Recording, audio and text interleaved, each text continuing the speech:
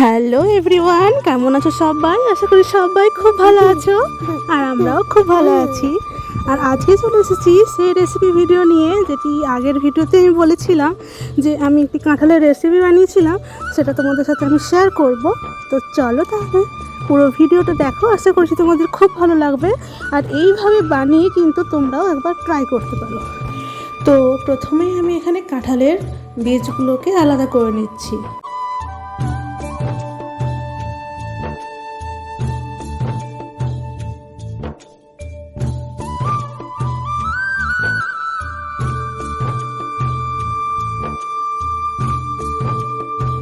তারপর একটা মিক্সিং জারের মধ্যে সব কাঁঠালটাই নিয়ে নিলাম।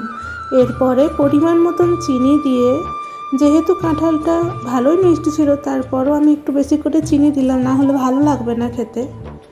আর তারপরে এটাকে একটা স্মুথ একটা পেস্ট বানাতে হবে। তারপরে একটা পাত্রে ঢেলে নিতে হবে।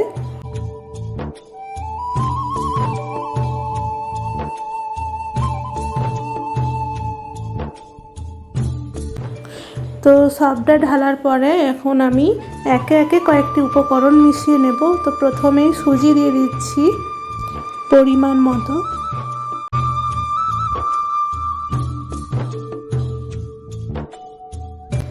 এরপরে দিচ্ছি ময়দা।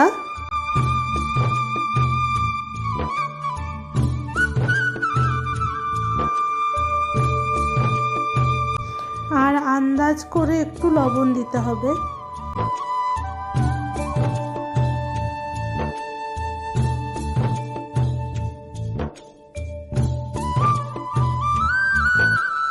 তারপরে কিন্তু এটাকে ভালোভাবে মিক্স করতে হবে আর ভালোভাবে ফেটিয়ে নিতে হবে। আর আধ ঘন্টার মতন ঢাকা দিয়ে রেখে দিলে ভালো হয়। তো আমিও রেখে দিয়েছিলাম।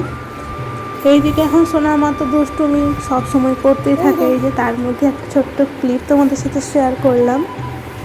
জামাটা এক্ষুনি পরালাম। এরপরে আমি এখন ভেজে নেব একটা একটা করে বড়া, ঠিক যেমন তালের ফুলুরিগুলো হয় ঠিক সেই রকমই।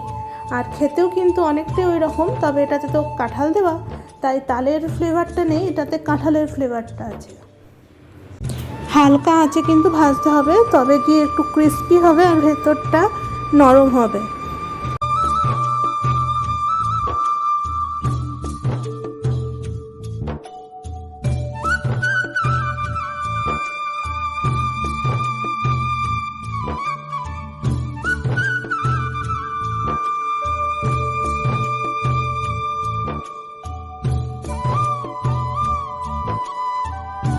এই যে ঠিক এরকমভাবে ভেজে নিতে হবে।